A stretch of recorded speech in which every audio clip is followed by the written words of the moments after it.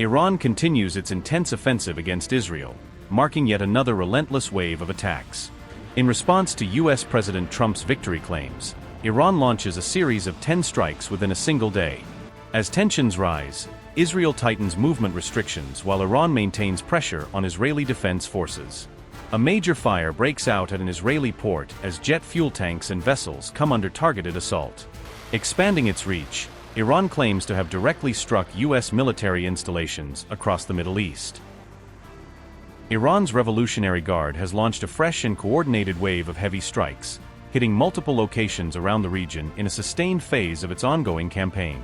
Under what it labels the 83rd wave of Operation True Promise 4, the IRGC says it conducted strikes on a range of Israeli and U.S. targets across March 26th and 27th. The IRGC announced that this round of attacks was symbolically dedicated to what it called the warm-hearted people living in the southern strip of the country along the northern shores of the Persian Gulf. In its statement, the Guard claimed responsibility for a series of missile and drone attacks, saying its forces struck U.S. and Israeli-linked sites spread across several parts of the Middle East. According to the IRGC, the operation featured multi-warhead delivery systems, a mix of solid and liquid fuel ballistic missiles, and both suicide and loitering drones launched in carefully planned waves. The force said its target set included energy infrastructure such as oil facilities near the port city of Ashdod, as well as Israel Defense Forces bases in and around the Modiin area. Israeli officials reported that multiple ballistic missiles were fired from Iranian territory over the course of the day, triggering air raid alerts and interception efforts in several parts of the country.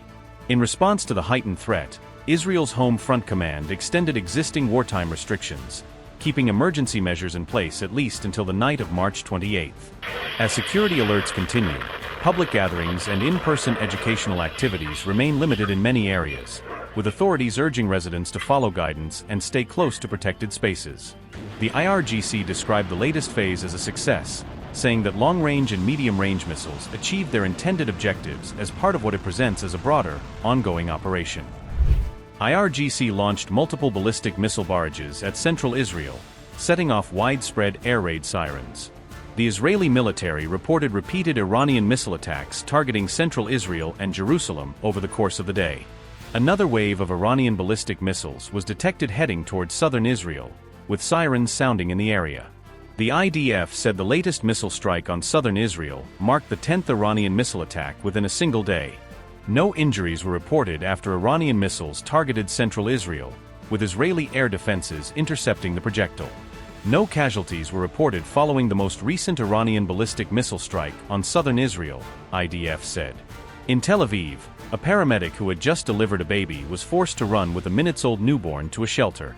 The IRGC also claimed missile and drone strikes on Israeli military assets and jet fuel infrastructure in the Haifa area. IRGC said the latest wave of Operation True Promise 4 included strikes on Israeli military positions around Modiin.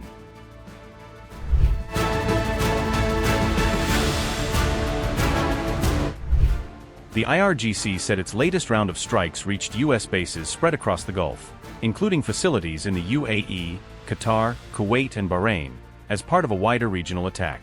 According to its statement, the targets included Patriot air defense system hangars, fuel storage depots and sensitive aircraft maintenance areas that support ongoing U.S. operations.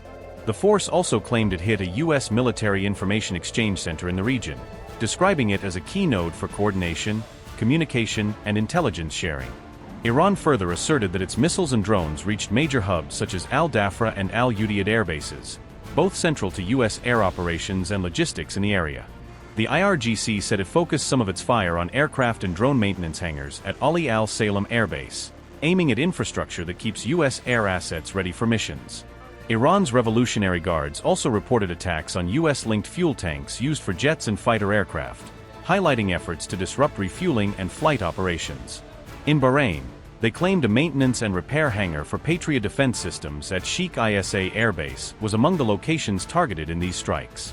Iran said this 83rd wave of attacks extended to what it called U.S. occupation bases and associated assets across West Asia, framing it as part of a broader pushback.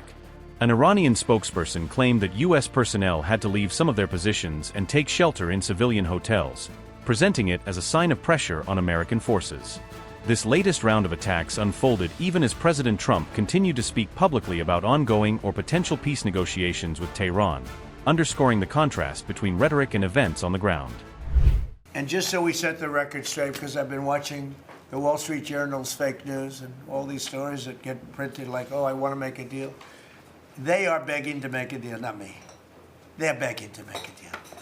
And anybody that saw what was happening over there would understand why they want to make a deal. But they say, oh, we're not talking to them. Anybody would know that. And only a total fool. And they're not fools. They're very smart, actually, in a certain way. And they're great negotiators. I say they're lousy fighters, but they're great negotiators. They are begging to work out a deal. I don't know if we'll be able to do that. I don't know if we're willing to do that. They should have done that 4 weeks ago. They should have done it 2 years ago. That's why they're talking to us. They wouldn't talk otherwise. But they're talking to us because they've got a disaster in their hands. They're defeated. They can't make a comeback.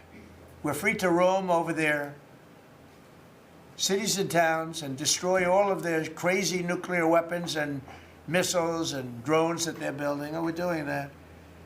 They now have a chance to make a deal, but that's up to them.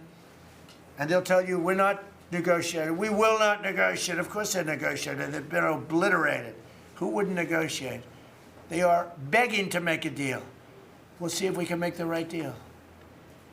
And if they make the right deal, then the strait will open up. Hormuz Strait will open up. If they say, oh, we're not talking to them, anybody would know that. And only dollars a week were coming in by water. But they now have the chance, that is Iran, to permanently abandon their nuclear ambitions and to chart a new path forward. We'll see if they want to do it. If they don't, we're their worst nightmare. In the meantime, we'll just keep blowing them away, unimpeded, unstopped.